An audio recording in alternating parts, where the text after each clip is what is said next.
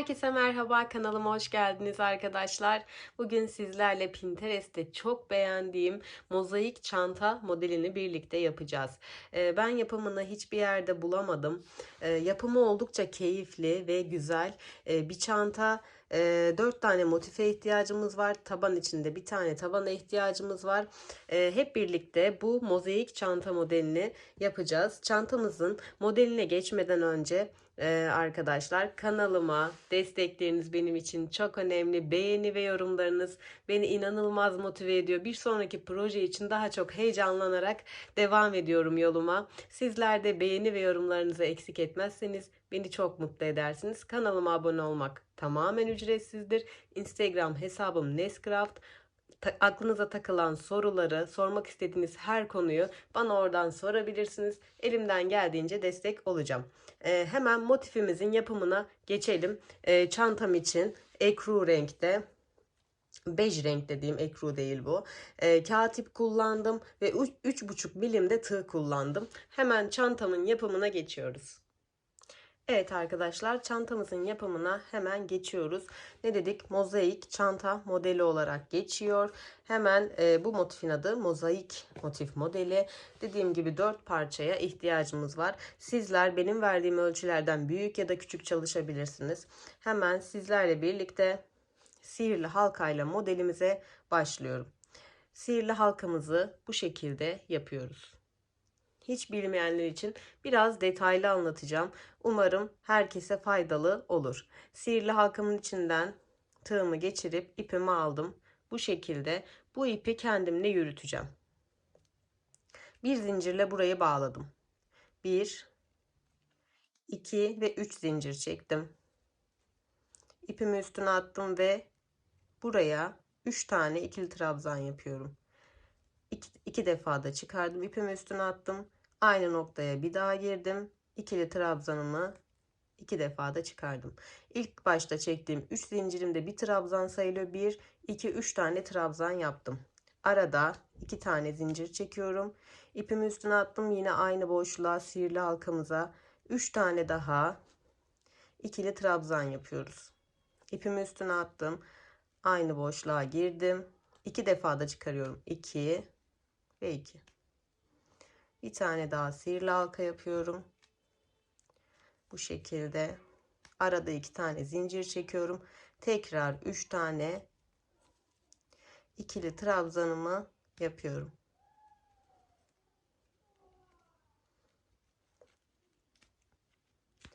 Bu şekilde 4 grup halinde ikili trabzanlarımız olacak.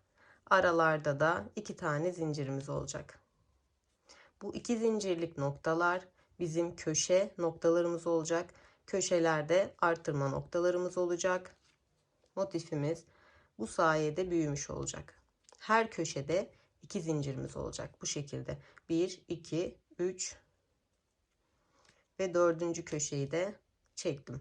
4 tane ikili trabzan grubumuz var. Şimdi 2 zincir çektim. Sihirli halkamı bu şekilde sıkıca kapatarak birleştireceğim. Size şunu da söyleyeyim. Ben bu ipi koparmıyorum. İğneyle daha sonra güzelce sıkıştırdıktan sonra keseceğim. Çünkü kağıt ipi çok çekiştirirseniz kopma ihtimali yüksek. Bakın bu şekilde kapattım. Bu tamamen kapanacak burada gördüğünüz gibi. Şöyle göstereyim. 2 zincirimi çektim. Hemen ilk yaptığım trabzan tepesine bu şekilde girdim. İpimi çıkardım. Bakın çıkardığım ipi de bir öncekinden ilmek kaydırma yaptım. Tekrar hemen yanındakine girdim. Yine ilmek kaydırma yaptım. Benim köşeye ulaşmam gerekiyor. 2 zincirlik noktama da girdim. Burayı da ilmek kaydırdım. Çünkü modelime hep köşelerden devam etmem gerekiyor. Hemen 3 zincirle yukarıya çıkıyorum. İpi üstüne attım buraya. Farklı olacak, pardon. 3 zincir çektim, yukarıya çıktım. Bu benim bir tane ikili trabzanım sayılıyor. İpimi 2 defa üstüne attım. Şimdi modelimizi kurmaya başlıyoruz. Burada ne yapıyorum? İlk 1 ve 2. sıra çok önemli olduğu için dikkatli izlemenizi, dinlemenizi tavsiye ederim. Aslında kafa karıştıracak bir şey yok. Model ikinci sıradan sonra artık hep birbirini tekrar ettiği için bir kere kavrarsanız artık zorlanmayacağınızı düşünüyorum. 2 defa ip üstüne attım bakın. İlk 2 zincirlik noktam. Buradan aşağıya girdim ve halkamdan tekrar dışarıya çıktım. İpimi önüme aldım. Ve tekrar girdiğim noktalardan çıktım. İpi üstüne attım. Üçlü trabzan yapacağım. İlk ikisini çıkardım. Sonra ikisini çıkardım. Sonra ikisini. Üçlü trabzan yaptım. İpimi bir defa üstüne attım. İkili trabzan yaptığım aynı noktaya tekrar bir tane daha ikili trabzan yaparak bu grubumu yaptım, bitirdim. Şimdi iki zincirlik noktalar bizim köşelerimiz olduğu için ne yapıyorduk? Hep iki zincir çekiyorduk. İpimi bir defa üstüne attım. Yine aynı noktaya, az önce yaptığım iki zincirlik noktaya bir tane ikili trabzan daha yapıyorum. Bu şekilde. İkili trabzan, üçlü trabzan, ikili trabzan şeklinde devam edecek modelimiz. İpimi iki defa üstüne attım. Yine aynı noktadan girdim. Halkadan çıktım. İpi önüme alarak ipimi aldım ve girdiğim noktadan tekrar geri çıkıyorum. Daha sonra üçlü trabzanımı yapıyorum. 1, 2, 3. İpimi üstüne attım. Tekrar ilk yaptığım ikili trabzanın battığım yere battım ve ikili trabzanımı yaparak bu köşemi bu şekilde oluşturmuş oldum. Sadece köşelerde zincirimiz var. Onun dışında zincir çekmiyoruz. Çok pardon. Onun dışında zincir çekmiyoruz. İpimi üstüne attım. Bakın buraya gelmem gerekiyor. Zincir falan çekmeden hemen oraya bir tane ikili trabzan yapıyorum. İkili trabzan, üçlü trabzan, ikili trabzan demiştik. 2 defa ipimi üstüne attım. 4 köşeye de aynı işlemi uygulayacağım. Ne yapıyorum? Buradan aşağı girdim. Aşağıdan sihirli halkamdan tekrar çıktım. İpimi aldım öne, yakaladım ipimi ve üçlü trabzanımı yapıyorum. 2 2 alarak 3 seferde bitiriyorum. İpimi üstüne attım. Tekrar aynı noktaya, ilk ikili trabzan yaptığım noktaya batarak bu grubumu da bu şekilde tamamlıyorum. Arada 2 tane zincir çekerek yine aynı işlemi aynı boşluğa yapıyoruz. Köşelerimizde arttırma yapmış oluyoruz. Aynı zamanda da köşemizi oluşturmuş oluyoruz. Tekrar girdim, ipi öne aldım, ipimi yakaladım, çıkardım aynı noktadan ve üçlü trabzanımı yapıyorum. İpimi üstüne attım. Bu şekilde devam ediyoruz. Evet arkadaşlar, ilk sırayı size tamamen göstermek istiyorum. İyice kavramanız için ipimi üstüne attım. Bir sonrakine atlıyorum. Bir sonraki köşeme ikili trabzanımı yaptım. İpi 2 defa doladım. Hemen alta girdim. Halkadan çıktım. İpimi öne alarak üçlü trabzanımı yapıyorum. Umarım açıklayıcı bir şekilde anlatabiliyorumdur. Biraz ilk birkaç sırada kafa karıştırıcı gibi geliyor. Aslında model kendini tekrar ettiği için hiçbir zorluğu yok ve inanın çok kolay ilerliyor. Bu şekilde 2 tane zincir ipimi üstüne attım. Girdim ve çıktım. Girdiğim noktadan tekrar çıkarak üçlü trabzanımı yapıyorum. İpimi üstüne attım. İkili trabzanımı da aynı noktaya yapıp bu köşemi de bitirmiş oldum. Tekrar son köşemi de yapıyorum hızlıca. 2 defa üçlü trabzanımı yapıyorum. Modelimiz hep ikili trabzan, üçlü trabzan, ikili trabzan. Bundan oluşuyor. Hiç farklı bir işlem yok.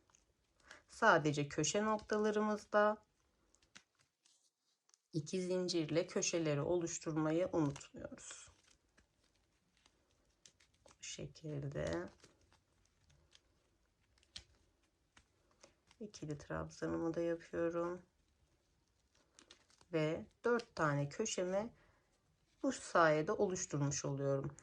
Köşelerin haricinde artık yavaş yavaş şu aralarımız artacak. Karemiz büyüyecek. Şimdi burada ne yapıyordum? Sıramın sonuna geldim. Burası ilk başlangıç noktam. İp falan atmadan direkt ilk trabzanımın tepe noktasına bu şekilde giriyorum. İlmeğimi kaydırdım. Tekrar yanındakine girdim. İlmeğimi kaydırdım. Köşeye ulaşmam gerektiği için köşeye de girdim. İlmeğimi kaydırdım. 3 zincirle yukarıya çıktım. Bakın. Hep aynı. Hiç farklı bir işlem yok. Bu sihirli halkamı dediğim gibi istediğim sıkılığa gelecek kadar yapıyorum. Daha sonra iğne yardımıyla da bunu birkaç kere geçirip keseceğim. Şimdi 3. sıramızdayız. İpimi 2 defa üstüne attım. Aşağıda yaptığımın aynısını yapmaya devam edeceğim. 2 zincirlik noktam. Buradan girdim. Bir alttaki, bakın şurada. Bir alttaki, bir önceki sıradaki ikili zincirlik noktama gireceğim. Buradan girdim, buradan çıktım. Artık göbekle işimiz yok. Üçlü trabzanımı yapıyorum.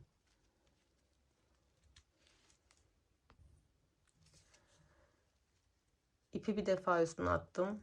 İlk ikili trabzan yaptığım noktaya bir tane daha ikili trabzan yaparak bu bölümü oluşturmuş oldum. Şimdi köşede olduğum için arada 2 tane zincirimi çekiyorum. Aynı noktaya, aynı köşe noktasına ikili trabzan.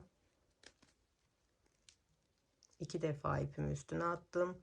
Yine girdim, aşağıdan çıktım. İpimi öne alarak girdiğim noktalardan çıkıp üçlü trabzanımı yapıyorum. İpimi tekrar atıp ikili trabzanla da kapatıyorum. Bu şekilde. Köşeler haricinde aralarda zincir çekmiyoruz. İpimi üstüne attım. Şimdi yavaş yavaş artık her sırada bu noktalarımız artacak. O yüzden buraları sizlere de göstermek istiyorum. İpimi üstüne attım. Bakın burada batacak bir yerimiz yok. Biz hep boşluk oluşan noktalara batacağız. Örneklerimiz hep bu boşluk olan noktalarda oluşacak. İpimi üstüne attım. Hemen ilk önüme gelen, bakın buradaki birleştirme noktama girdim. İkili trabzanımı yaptım.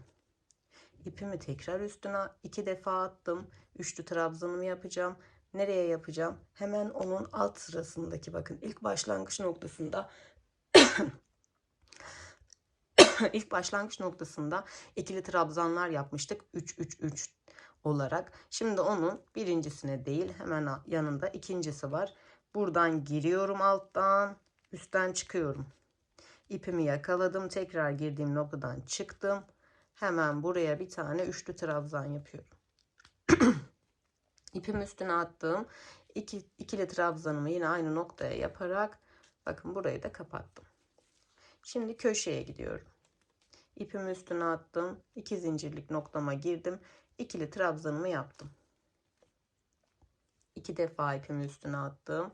Alttaki 2 zincirlik noktaya girdim. İpimi yakalayıp çıktım. Ve üçlü trabzan yaparak devam ediyorum. Tekrar ikili trabzan. Bu şekilde. Köşede olduğum için 2 tane zincirimi çekiyorum. İpimi bir defa üstüne atıyorum. İkili trabzan. İkili trabzan, üçlü trabzan, ikili trabzan. Model sürekli bu şekilde tekrar edecek. Yine aşağıya girdim. Tekrar ikili trabzanımı yapıyorum. Bu şekilde. Son olarak şurayı da sizlere göstereceğim. Tekrar burada yaptığımızın aynısı. İpimi üstüne attım. İlk önüme gelen boşluğa girdim. Bir tane ikili trabzan yaptım. 2 defa ipimi üstüne attım. Hemen alttaki ilk başlangıç noktamızdaki ikili trabzan yapmıştık 3 tane. Onun ikincisine, ortadakine yani girdim. Aşağıdan tekrar çıktım. İpimi yakaladım. Girdiğim noktadan çıkıp buraya üçlü trabzanımı yaparak yukarıya çıkıyorum. Tekrar ikili trabzanımı yaparak burayı da kapatarak köşe noktama atlıyorum. Sıra sonuna kadar aynı şekilde yapıyoruz. Sıra sonunda sonuna kadar yapıp geliyorum. Evet, sıramın sonuna geldim. Bakın artık kare şeklim oluşmaya başladı. Oluştu hatta. Ne yapıyorduk? İlk trabzanımın tepe noktasına girdim.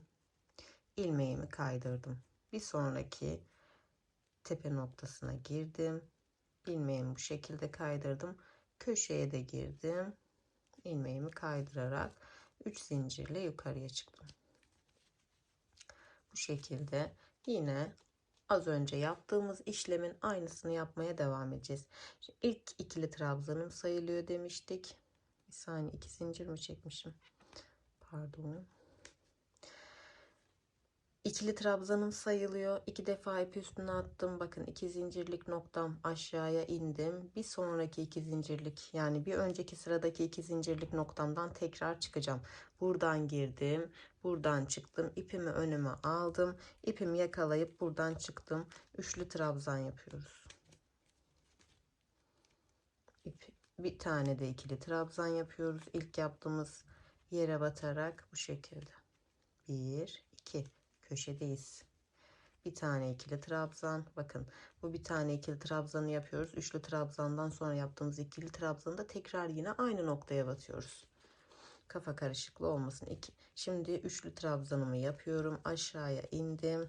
İpimi yakalayıp çıktım. Bu şekilde ikili trabzanımı da aynı noktaya batarak kapattım köşemi. Şimdi az önce burada bir tane vardı. Şimdi bakın 1 2 boşluğumuz oldu. Artık buradan her sırada 1 1 1 arta gidecek. İpimi üstüne attım. İlk önüme gelen boşluğa bir tane ikili trabzanımı yapıyorum. 2 defa ipimi üstüne attım. Bak bir alt sıra, hemen altına denk gelen bir alt sırada bir tane üçlü trabzanım var. Bakın hemen onun karşısında, altında. Hemen o yaptığım üçlü trabzanıma girdim. İpimi yakaladım. Üçlü trabzanımı yaparak aslında bunu uzatmış oluyorum. Hemen bir defa ip üstüne attım. İlk ikili trabzan yaptığım noktaya tekrar bir tane daha ikili trabzan yaparak burayı tamamladım. Arada zincirim olmadan ipimi üstüne attım. Hemen bir sonraki noktaya girdim. İkili trabzanımı yaptım. Bu şekilde ipimi 2 defa doladım. Hemen bir altındaki, bakın yine üçlü trabzan yaptığıma girdim. Üçlü trabzanımı yaparak devam ediyorum. İkili trabzanımı da yaparak kapattım. Bu şekilde. Hemen son olarak köşe noktamı da yine aynı şekilde yapayım sizinle birlikte. İpimi üstüne attım, köşeme geçtim. İkili trabzanımı yaptım. İpimi üstüne attım. Buradan girdim. Alttaki bir önceki sıradaki 2 zincirlik noktamdan çıktım. İpimi alarak üçlü trabzanımı yaptım. İpimi üstüne atıp tekrar aynı noktada ikili trabzan yaparak burayı da kapattım. 2 zincirle köşemi oluşturdum. Yine aynı noktaya ikili trabzan, üçlü trabzan, ikili trabzan şeklinde yapıp devam ediyoruz. Hemen üçlü trabzanımı da yapıyorum.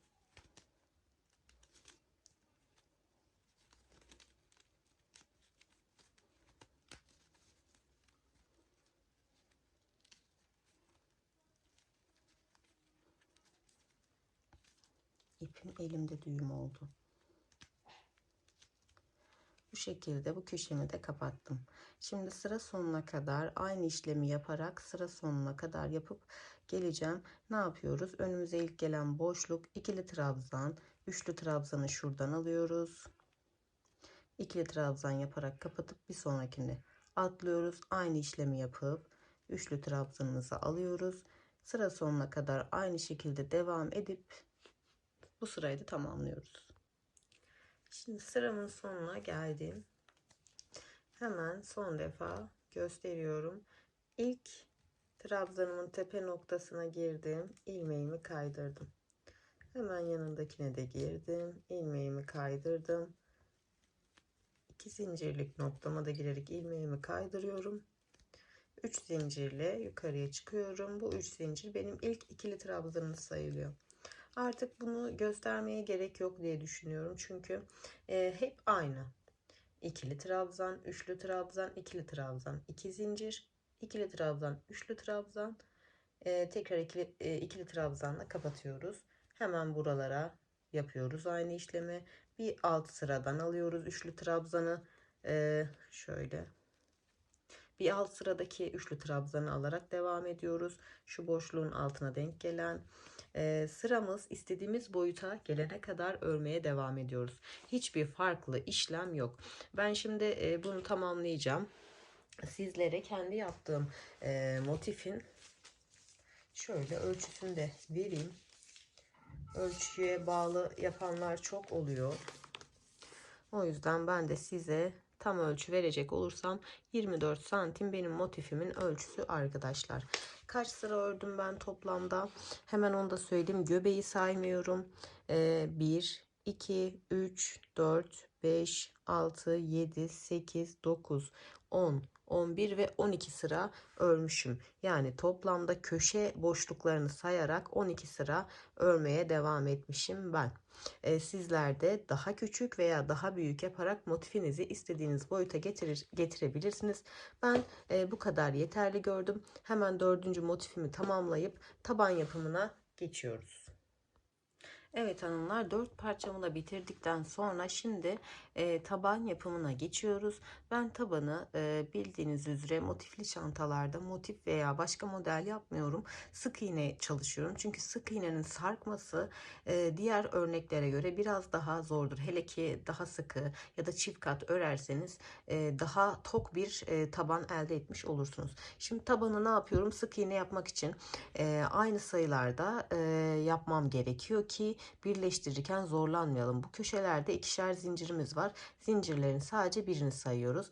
1, 2, 3, 4, 5, 6, 7, 8, 9, 10, 11, 12, 13, 14, 15, 16, 17, 18, 19, 20, 21, 22, 23, 24, 25, 26, 27, 28, 29, 30, 31, 32, 33, 34, 35, 36, 37, 38 zincirimle beraber tam 38 tane sık iğne var bir köşemizde.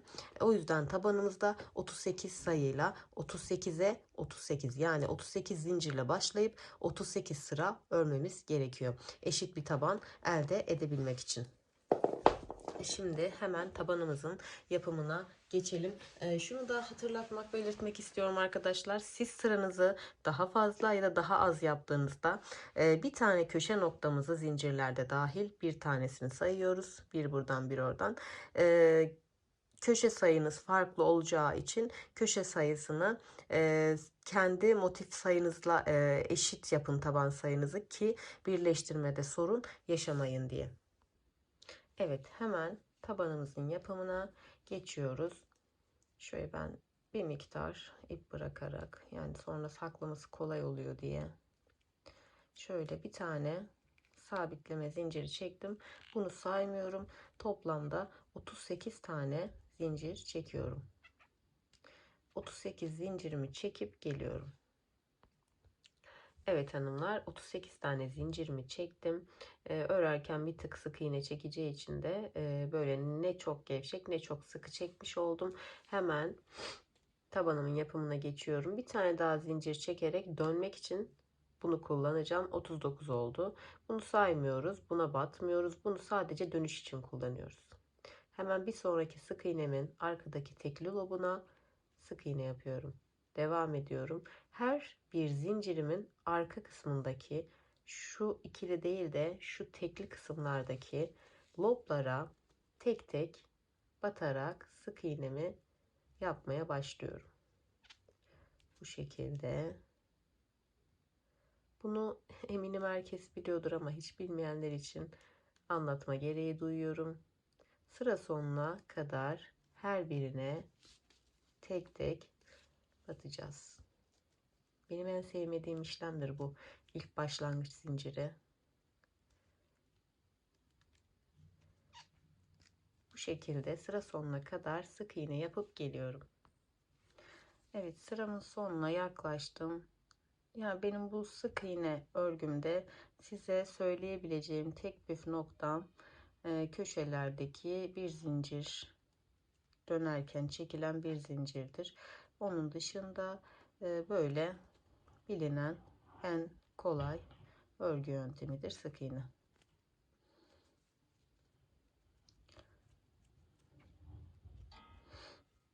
Bu şekilde arkadaşlar. Şimdi burada ne yapıyorum? Sık iğnemi tamamladım. Her köşede bu işlemi yapıyoruz. Dönerken mutlaka bir tane zincir çekiyoruz, dönüyoruz ve ilk sık iğnemizin tepesine, yani şuraya batarak devam ediyoruz. Bunu her dönüşte mutlaka yapıyoruz. Yoksa ne olur? Sık iğnelerimizin sayısı azalır. Dönerken bir zincir mutlaka çekmeyi unutmayınız. Bu şekilde toplamda 38 sıra örüp geliyorum ben de. Çünkü köşe sayılarımız 38 olduğu için bakın, zincir ördükten sonra küçüldü. Bu boyut benim için çok ideal. Bir tık tabanın çünkü daha dar olmasını istiyordum. Tam 38 oldu. Sıkı örerseniz ya da çift kat örerseniz tabanınız çok sert ve muntazam olacaktır. Benim elim sıkı olduğu için çift kat örmeye gerek duymuyorum. Böyle bunu da 38 sıra örüp geliyorum. Evet arkadaşlar, şimdi ben 4 tane motifimi bitirdim.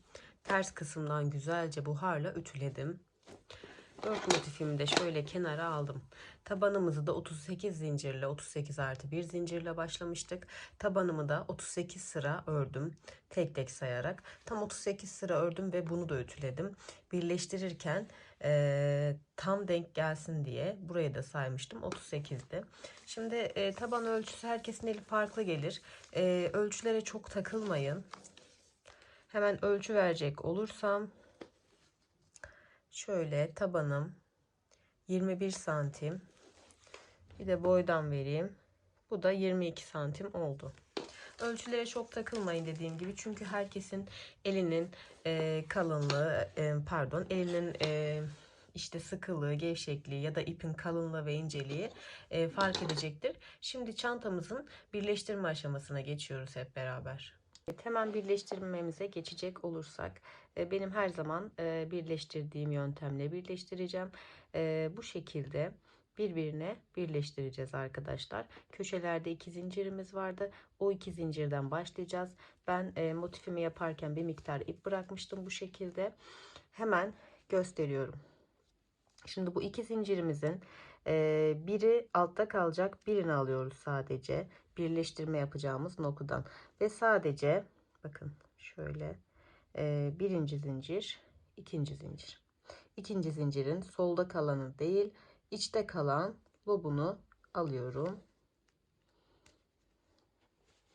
Yine aynı şekilde burayı da bakın, bu birinci zincir, bu da ikinci zincirim. Birleştirme yapacağım yöndeki tek lobunu alıyorum. İpimi alttan tığıma alacağım.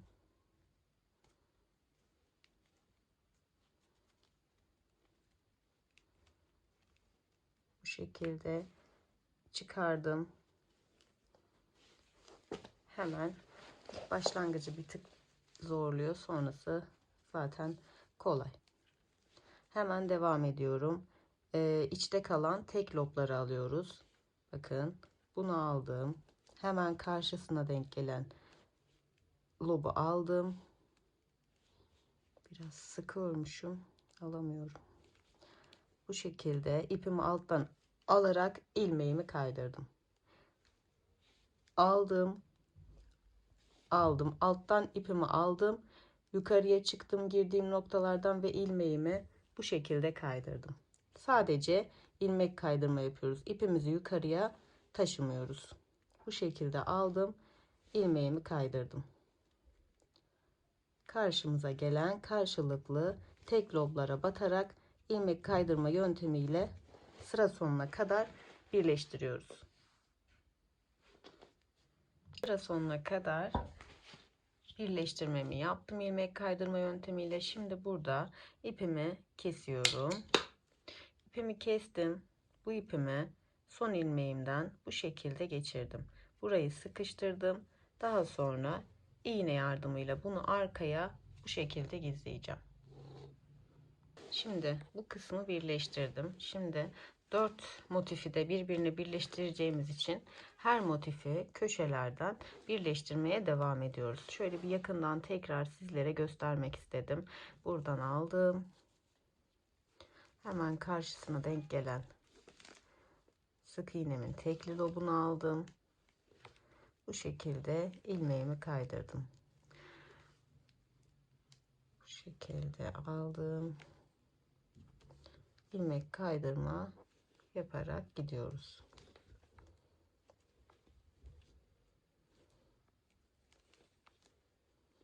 İsterseniz dikerek ya da farklı bir yöntemle de birleştirebilirsiniz.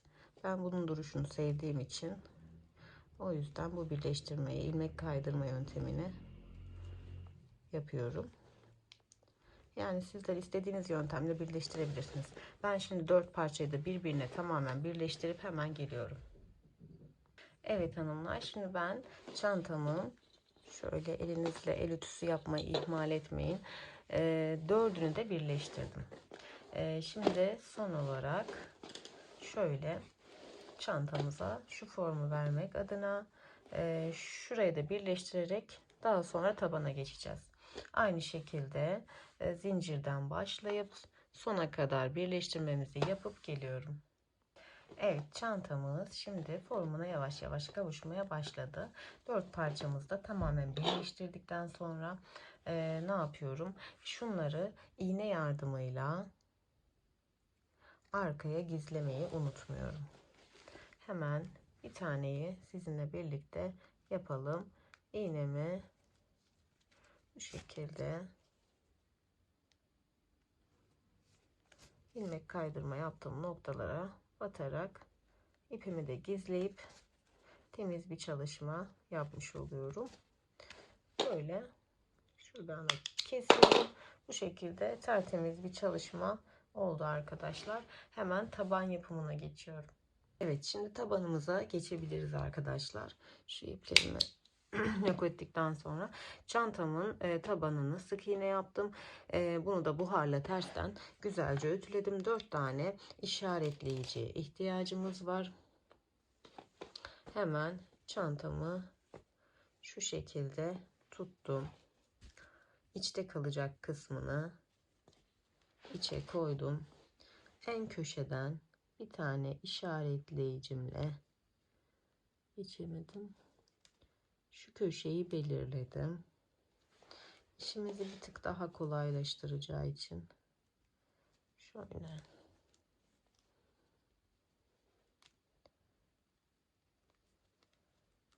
sayılarımız eşit olduğu için sorun yaşamayacağız. Belki bir iki tane.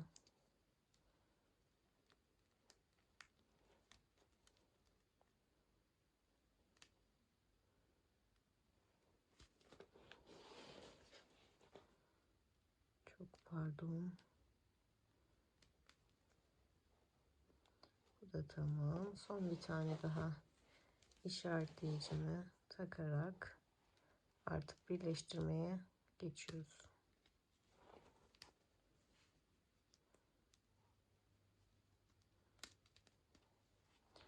Biraz elim sık olduğu için zorlanıyorum. Evet, bu şekilde hemen birleştirmeyi gösteriyorum. Bu şekilde burada 5 tane saydım tam köşe noktamda. Netlemiyor galiba. 5 tane tam saydım. Karşılıklı beşincilere girdim. Hemen ipimi aldım. Arkadan tığıma geçirdim. Ve öne aldım. Bu ipim arkada kalacak. Şimdi hemen önüme gelen bir sonraki sık iğneye battım. Karşıdan da battım ve ilmeğimi bu şekilde kaydırdım. 2 lobunu birden alıyoruz. Battım, hemen karşıda denk gelene battım. Bu şekilde ilmeğimi kaydırdım. Battım, karşıya da battım. İlmek kaydırma yöntemiyle az önce yaptığımız işlemin tek farkı çift lobunu da alıyoruz. Bakın ikisini aldım. Karşıdan da ikisini aldım. İpimi arkadan öne getirip ilmeğimi kaydırdım. Bu şekilde tabanımızı da motifimizle birleştiriyoruz. Ben şu köşe noktasına kadar yapıp köşe noktasını da sizlere göstermek için geliyorum. Şimdi köşe noktama geldim. İşaretleyicimi de çıkardım. Hemen burada da şu son bir tane kaldı. Hemen ortayı, en ortaya batıyorum. Şöyle sonuncuya battım. İlmeğimi bu şekilde kaydırdım. Hemen bir sonraki şunu aldım. Hemen artık yana döndüm. Karşılık gelene battım ve çektim. Köşemi de bu şekilde yapmaya devam ediyorum.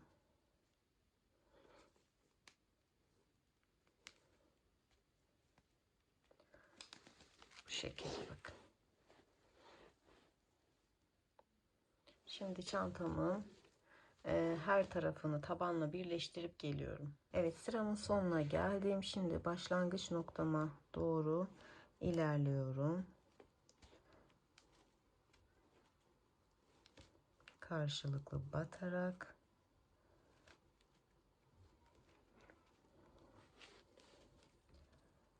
bu işlemi hiç sevmiyorum.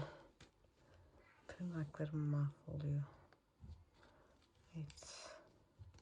Şimdi burada bakayım, başlangıç noktasına geldik. İpimi kestim. Bu şekilde çıkardım. Bakın. İpimi iğneme geçiriyorum. Buradan karşıya geçiyorum. Herhangi bir noktadan geçebilirsiniz. Karşıya geçtikten sonra da kamerayla oynadım çok, pardon. Şuradan herhangi bir yerden aşağıya, yani çantamın iç kısmına geçerek bu ipi içeride yürüteceğim. Yine aynı şekilde bu ipimi de içeriye gönderiyorum. Dediğim gibi ben biraz ayrıntıcıyım. Gözüksün istemediğim için. Zaten içeride kalan her şey astarın altına gireceği için hiçbir problem olmayacak. Şunu da herhangi bir yerden, giremiyorum, ters geldi. İçeriye göndererek daha sonra onu gizleyeceğim. Bakın çantamız, şöyle göstereyim, yavaş yavaş formuna kavuşmaya başladı bu şekilde. Şimdi şöyle göstereyim size de. Şimdi çantamızın ağız kısmına yapacağımız işleme geçiyorum hemen. Çantamın ağzına acaba sık iğne mi yapsam diye düşündüm. Sonra dedim sık iğne bu modele birazcık hafif kaçabilir. Bakalım, şöyle bir model çalışmayı düşünüyorum. Bir zincirle ipimi buraya sabitledim. Hemen herhangi bir noktadan girdim. Ben köşeye denk gelecek kısmı şöyle işaretledim. Bura çantamın şöyle köşesi olacak. Ben köşelerden başlıyorum her zaman. Köşeden girdim. Bu şekilde çıktım. Hemen yapacağım örneği gösteriyorum. Buradaki bir tane ilmeği alıp daha sonra hemen yanındaki sık iğneye battım. Bu şekilde modelimi oluşturdum. Yaptığım şunu, bakın, şunu aldım. Hemen sıradaki sık iğneye battım. Aynı boya getirdim. Bu şekilde yaptım. Farklı bir sık iğne tekniği diyelim buna. Hemen bir sonrakine geçtim. Aynı boyuta getirdim. Çok sıkı yapmamanızı tavsiye ederim. Modelimiz dağınık bir model olduğu için burayı sıkmak istemiyorum. Sizler de sıkmazsanız güzel olacaktır. Bu şekilde bir tane aldım. Sıradaki sık iğneme gelip aynı boyuta getirdim. Böyle devam ettim. Hemen aldım. Bir sonrakine girdim. Sık iğnemi yaptım. Tekrar göstereyim. Bu şekilde girdim. Bir sonrakine girdim. Modelimiz bu şekilde olacak.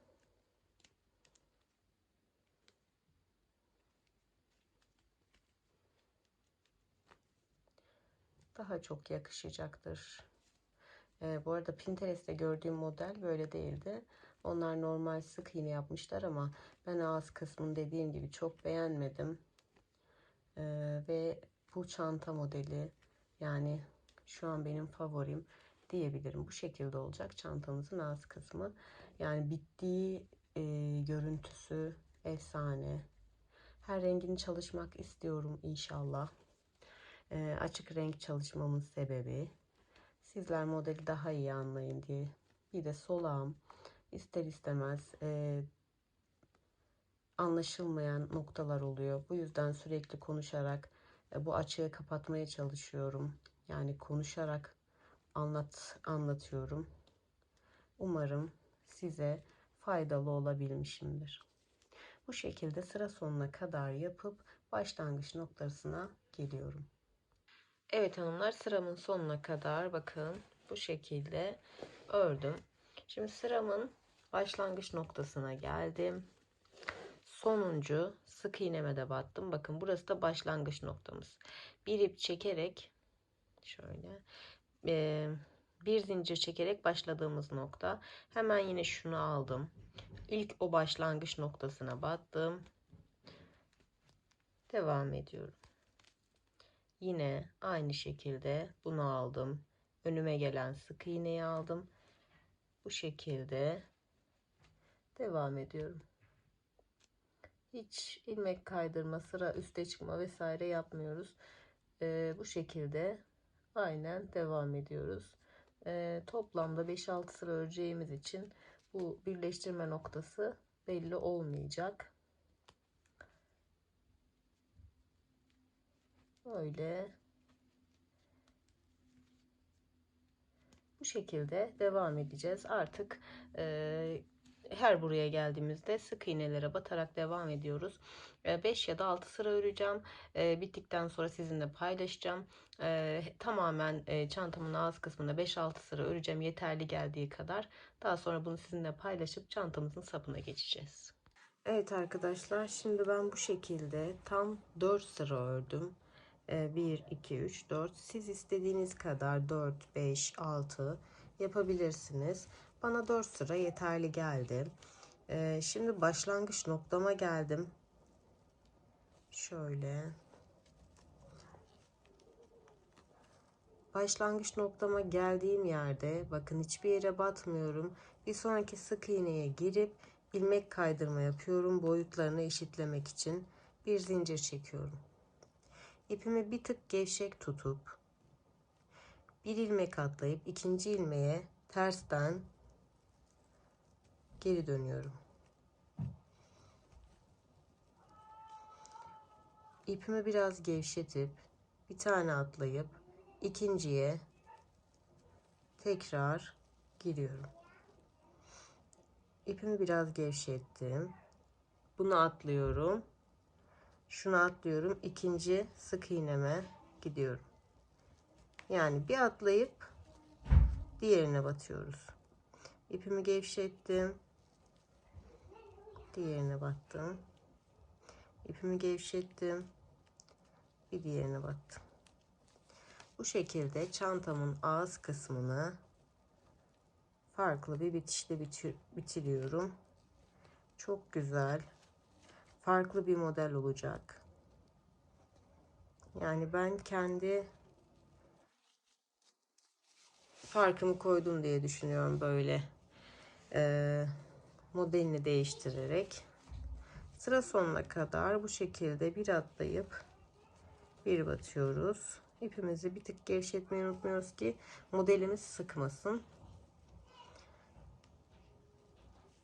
Sıra sonuna kadar yapıp geliyorum. Evet, sıramın sonuna geldim. Çantamın ağız kısmını da bitirmiş oldum. Sonuncuya da bu şekilde batıyorum. Ve gördüğünüz gibi bitti. ipini şuradan kestim. İlmeğimi çıkardım. Şu çıkardığım ipi iğneye bu şekilde geçirdim. Hemen buranın birleştirmesini yapıyorum. Bakın.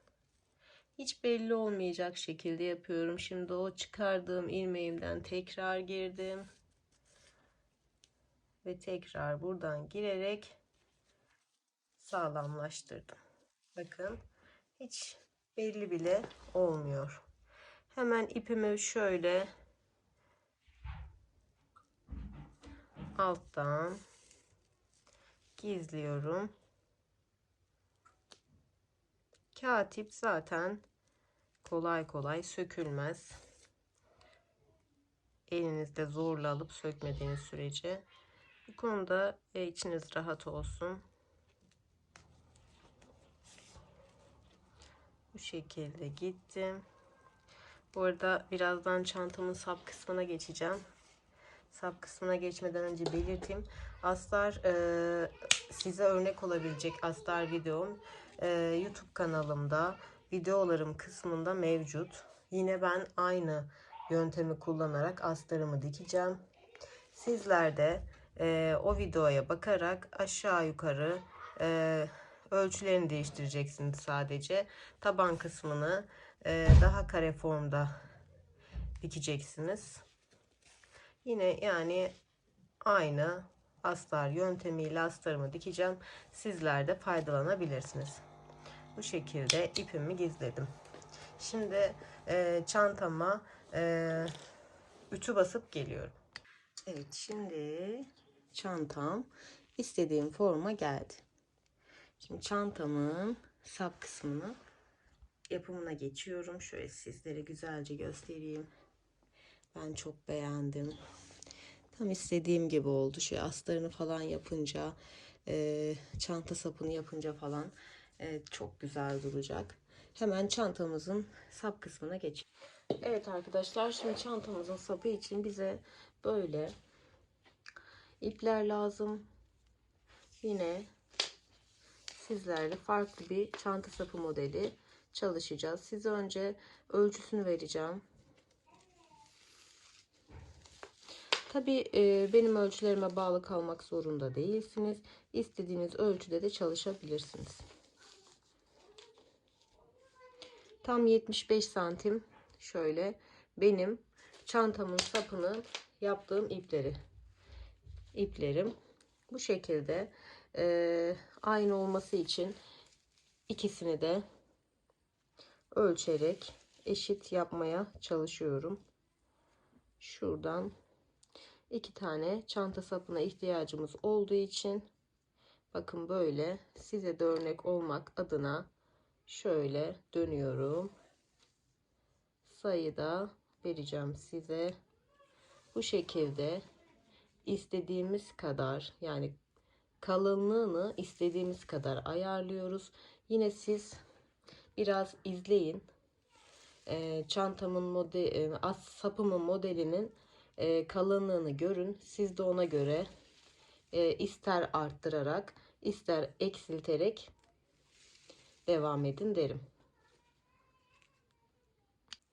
Ben şimdi bunları tek tek saydım. Benim 17 taneden oluşuyor arkadaşlar. Bu şekilde yapıyoruz. Bunu ya da kesmeden de yapabilirsiniz. Şöyle şuradan bir düğüm atacağım. Şöyle ipimi içinden geçirip yapamadım. Şöyle daha kolay yolu varken şöyle ipimi içinden geçirip burayı ben bir sabitliyorum. Bir miktar pay bırakarak. Sonra ne yapıyorum? Bu modeli sıkı ve boşluksuz yapmaya çalışırsanız daha güzel olacaktır şimdi. Dönüyorum arkadaşlar. Bakın. Şimdi ben bir tık ince bir çanta sapı istedim. Şöyle sıkıştırarak yaparsanız daha güzel olacaktır. 17 tane var. Mesela bu size ince gelirse siz 20, 22, 25 gibi arttırabilirsiniz. Dediğim gibi ben bir tık ince istiyorum çantamın sapını. Böyle sıkıştırarak yapa yapa çanta sapımızı elde edeceğiz. Ben orijinalde de çanta sapı böyle değil.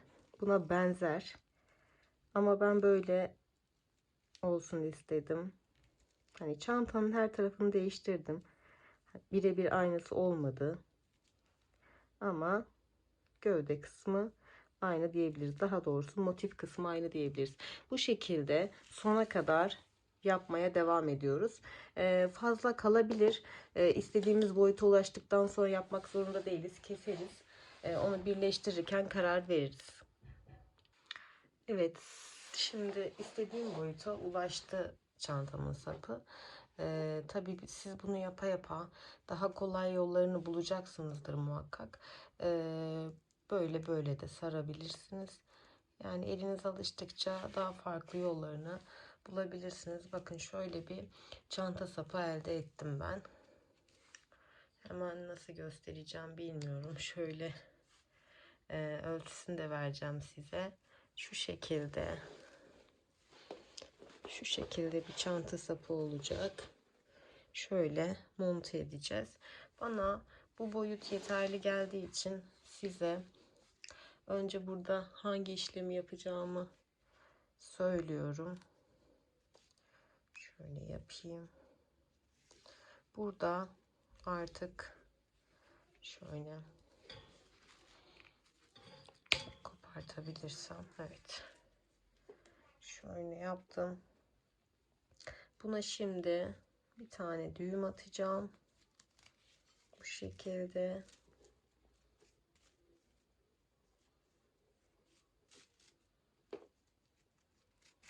Ölçüsünü size verebilmek için.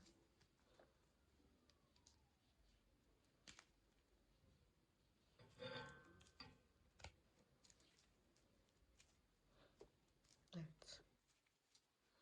Bu şekilde sabitledim. Burayı makasımla keseceğim dikmeden önce. Hemen kendi yaptığım sapın uzunluğunu sizlere vereyim. Aynı ölçüde çalışmak isteyenler için şöyle tutuyorum. Dikme payının dışında tam 63 santim arkadaşlar. Şuraya da hesaba katarsak 67, ama ben çantama şuradan sabitlemeye başlayacağım için orayı söyleyeyim. 63 santim çantamın sapını, her ikisini de 63 santim yapıp daha sonra çantama bu şekilde dikeceğiz birlikte. Şöyle göstereyim. Hemen diğerini de tamamlayıp geliyorum. Evet hanımlar, çantamın sap kısmını da bu şekilde diktim. Hemen şöyle nasıl diktiğimi sizlere de göstereyim. Kolay bir şekilde önden arkadan giderek çantamın sapını sabitleştirdim. Bakın çok güzel oldu bu çanta sapı, çok yakıştı. Tüm çantalarınızda rahatlıkla kullanabilirsiniz. Oldukça uzun ömürlü ve kullanışlı bir model. Çantamın bir tek astarı kaldı. Astarımı da yapıp çantamı tamamen artık bitiriyorum. Astara da bu arada benim yine videolar kısmından ulaşabilirsiniz. Videolar kısmında kolay astar yapımım mevcut. Sizler de kolaylıkla astar yapabilirsiniz. Böylece bir çantamızın daha sonuna geldik. Bir sonraki projemizde görüşmek üzere diyorum. Desteklerinizi bekliyorum. Bu arada bana yaptığınız modelleri Instagram'dan atmayı unutmayınız. Çantam hakkındaki fikirlerinizi de lütfen bana yorum olarak belirtirseniz çok sevinirim. Hoşça kalın.